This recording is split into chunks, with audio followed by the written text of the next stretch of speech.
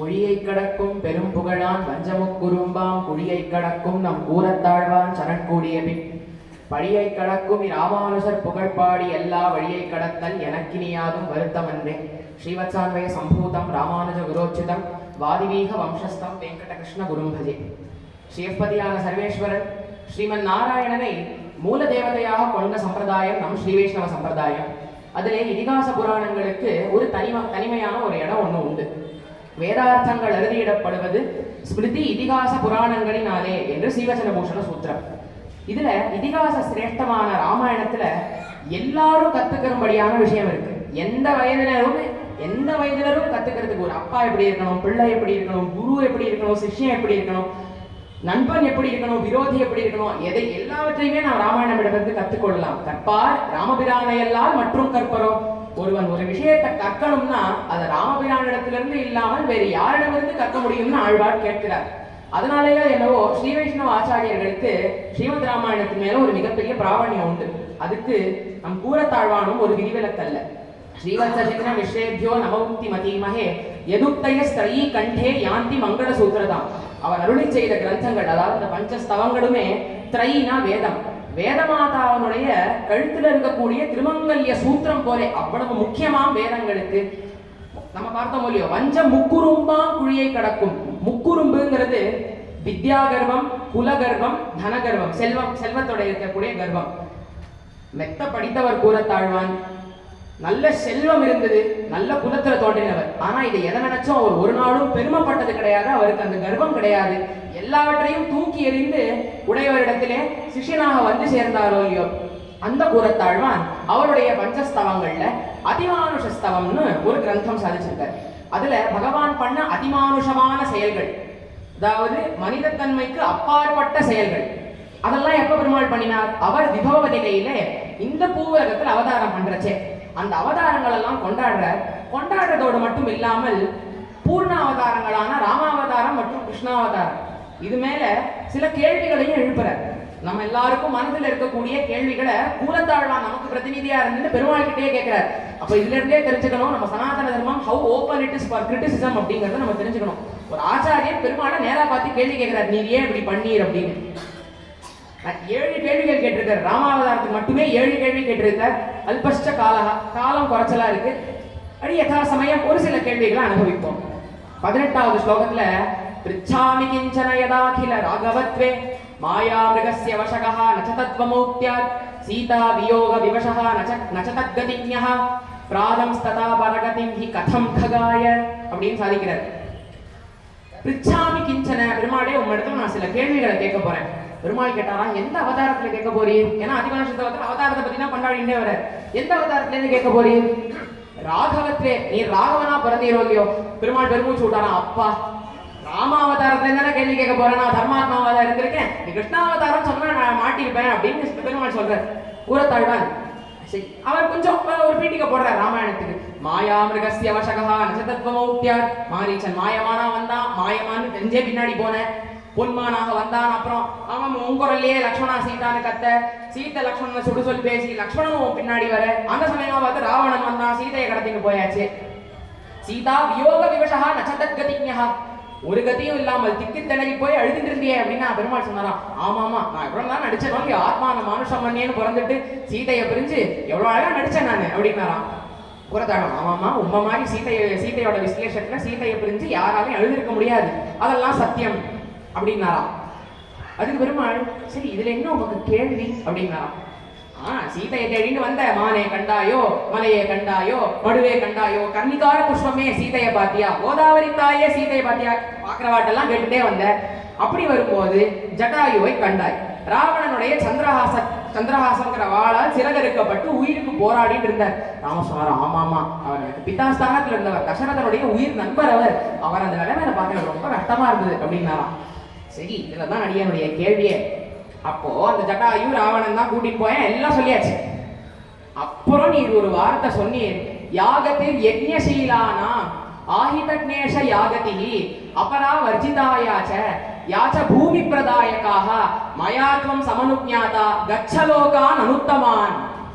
எந்த லோகத்திற்கு மிகப்பெரிய யஜ்ஞங்கள் பிரபத்திங்கிற மகா யஜ்ஞத்தை பண்ணினவா எந்த லோகத்தை அடைவர்களோ, நித்தியாக்னிஹோத்திரம் பண்ணிட்டு பெருமாளை திருவாராதனம் பண்ணிட்டு இருக்கிறவா எந்த லோகத்தை அடைவாளோ, யாரு முமுட்சுக்களாக இனிமே இந்த பூலகத்துல பிறப்பெடுக்க கூடாதுங்கிற மனநிலையோட இருக்கிறவா எந்த லோகத்தை அடையணும்னு விரும்புறாளோ, பூதானம் பண்ணவா எந்த லோகத்தை அடையறாளோ அப்பேற்பட்ட லோகத்துக்கு மயாத்வம் சமனுஜாதா என்னுடைய பர்மிஷனோட கச்சலோகான் உத்தமான் கர்ம ஞான பக்தி யோகங்களோட எந்த லோகத்தை ஆழ்வார் விண்டவர் கண்டிலர் கண்டவர் விண்டிலர்னு சொன்னாரோ, எந்த லோகத்தை நச்சபடராவர்த்தனே வேதங்கள் சொல்றதோ அந்த லோகத்திற்கு, அந்த வைகுண்ட லோகத்திற்கு நீ செல்வீர் அப்படின்னு அவர் அமைச்சார்.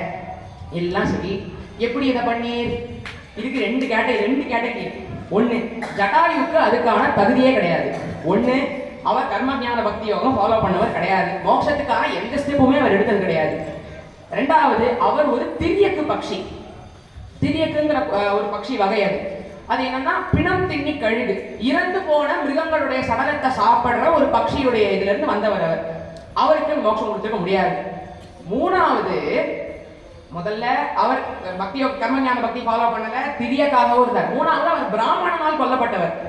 ராவணன் என்னதான் அசுரத்தன்மையோடு இருந்தாலும் அவன் ஒரு பிராமணன். அந்த காலத்துல பிராமணர்கள் சாதுவா இருந்தா, அதனால ஒரு பிராமணனையே கோபப்படுத்தி அவன் கையால இவன் மாண்டு போனானே, ஆனால் அப்ப எந்த அளவுக்கு ஒரு பெரிய பாபம் பண்ணியிருக்கணும். அதனால பிராமணன் கையால் இருந்தவர்களுக்கு மோட்சம் கிடையாதுன்னு ஒரு ரூல் இருந்தது. அப்போ நீ அவர் ராவணன் கையால் மாண்டு போனவர், அவருக்கு நீ எப்படி மோட்சம் கொடுக்கலாம்? முதல் கேள்வி. ரெண்டாவது, நீரே ஆத்மானம் மானுஷம் பண்ணியன்னு வந்திருக்கீர், நீரே மனுஷனா வந்திருக்கீர். மோட்சம் இச்சே ஜனார்தனா, மோட்சம்னா அது பெருமாள் ஜனார்தனால் மட்டுமே கொடுக்க முடியும். ஒரு மனுஷனான உம்மால எப்படி மோட்சம் கொடுக்க முடிஞ்சது அப்படிங்கிறது கூறத்தாழ்வானோட கேள்வி. இதுக்கு அவர் சமாதானம் சொல்லல. ஆனா இது ஒரு சுவாரஸ்யமான சரித்திரத்துல இருந்து சமாதானம் நமக்கு தெரியாது. ஸ்ரீரங்கத்துல நடுவில் திருவீதி பிள்ளை பட்டர் அப்படின்னு ஒரு சுவாமி இருந்தார். அவர் சமகாலத்துல இருந்தவர் தான் நம்பிள்ளைங்கிற ஆச்சாரியர். அவரை கண்டா நடுவில் திருவீதி பிள்ளை பட்டருக்கு ஒரு சின்ன போட்டி பொறாம உண்டு. அவர் காலக்ஷேபத்தை எதுக்கும் போக மாட்டார், அப்படிலாம் இருந்தது. ஒரு சமயம் பின்பழகிய பெருமாள்ஜி இருந்து நம்பிள்ளை சுவாமியோட சிஷ்யர். அவர் நம்பிள்ளை பின்பழகிய பெருமாள்ஜியை நடுவில் திருவீதி பிள்ளை பட்டரை பார்த்து உறையூர் ராஜசபைக்கு போகிறேன், நீரு வரீரா அப்படின்னு கூட்டின்னு போறார். உறையூர் ராஜசபைக்கு போய் உட்காந்தா அந்த ராஜா இதே கேள்வியை கேட்கிறான். எப்படி ஆத்மானம் மானுஷம் மன்னியன்னு பிறந்த ராமர் ஜடாயுவுக்கு மோட்சத்தை கொடுக்க முடியும்? இவருக்கு ஏதோ பதில் தெரியும், ஆனா புரிக்கல. யோசிச்சுட்டே இருக்கச்சே அந்த ராஜாக்கு ஏதோ அரசு வேலை ஏதோ வந்துடுறது, அவன் அந்த பக்கம் போறான். அதை லைட்டா அப்படி துருப்பு போட்டு பின்பழகிய பெருமாள்ஜி கிட்ட கேட்கிறார், இத உங்க ஆச்சாரியன் எப்படி ஹேண்டில் பண்ணிருப்பார் அப்படின்னு. இவருக்கு புரிக்கல, ஆனா கேட்கிறார்.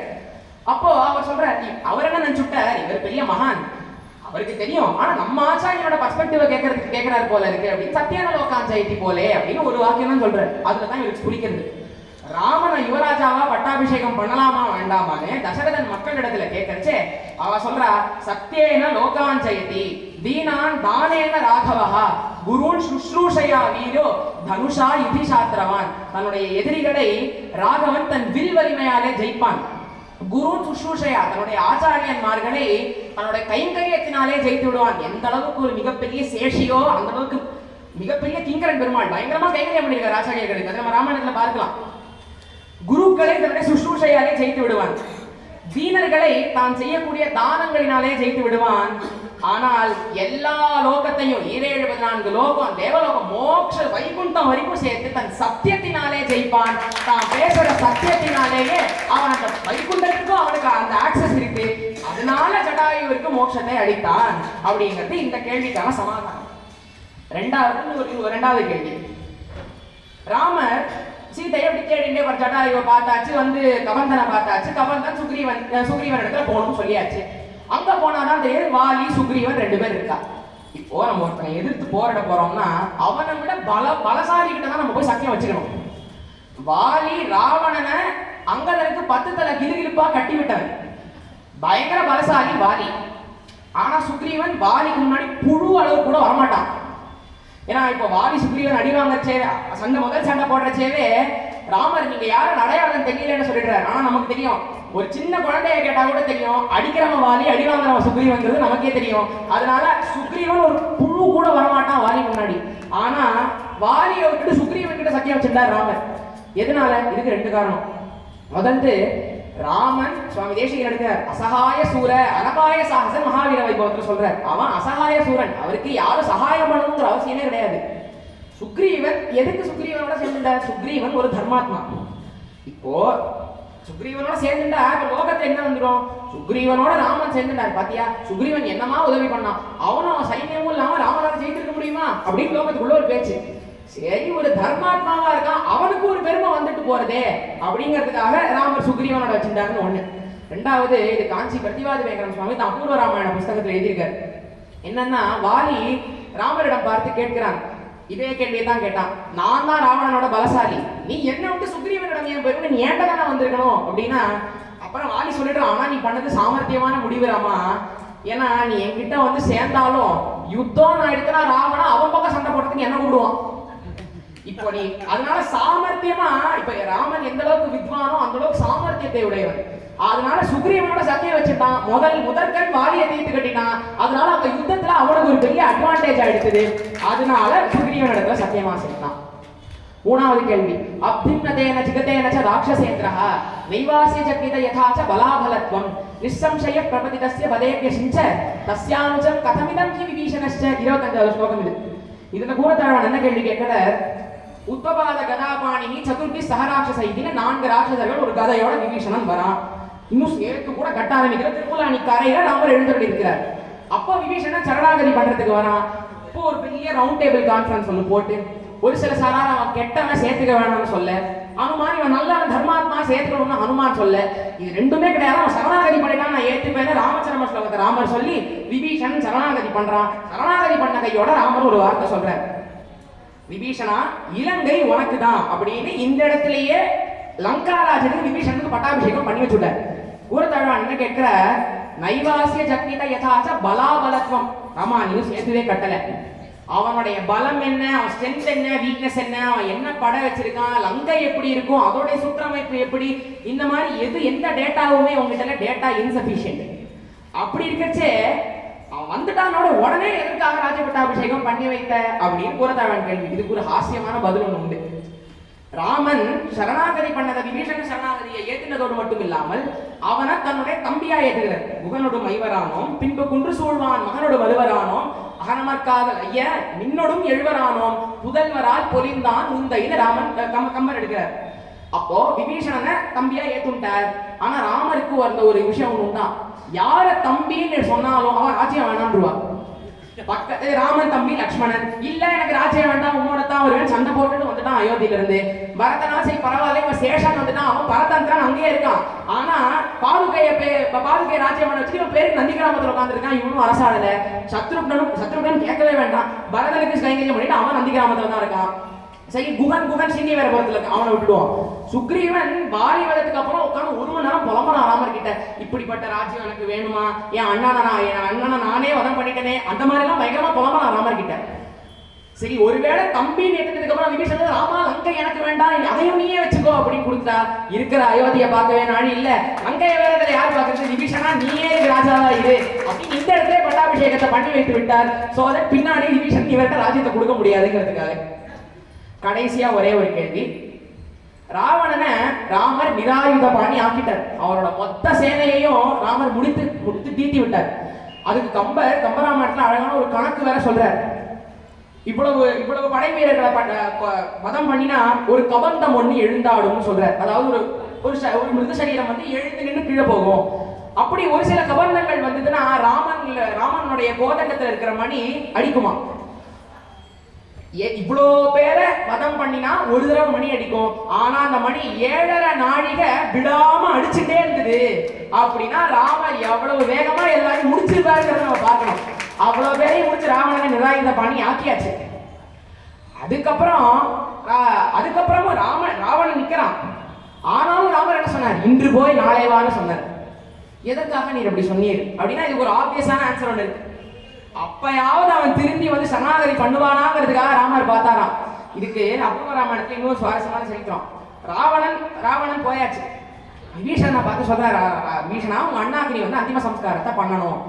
இப்ப விபீஷணன், இவனுக்கெல்லாம் நான் பண்ண மாட்டேன், உன்னையும் பிராட்டியரும் பிரித்து வைத்த பாவி இவன் ஜெகன்மாதா கிட்ட தப்பா நடந்துட்டான், இந்த இந்த இவனுக்கெல்லாம் நான் அந்திம சம்ஸ்காரம் பண்ணிட மாட்டேன் ராமா அப்படின்னு சொன்னான்.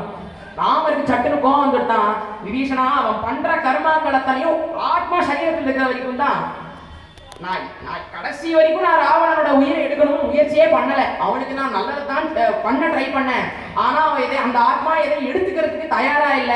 சரி, இதுக்கு மேல உயிரோட விட்டா மேல மேல அவன் பாப்பத்தை பண்ணிட்டே இருக்க போறானேங்கிறதுனால நான் அவனை முடித்தேனே தவிர மற்றபடி அவனை முடிக்கணுங்கிறதுக்கான நோக்கமே கிடையாது. இப்ப அந்திம சம்ஸ்காரத்தை நீ பண்றியாலும் நான் பண்ணணுமா அப்படின்னா, அப்பொழுது அப்ப என்ன தெரியறதுன்னா இந்த இடத்துல ராமனுடைய சீல குணத்தை தான் கூரத்தாழ்வான் போற்றி போற்றி பாடுகிறார்.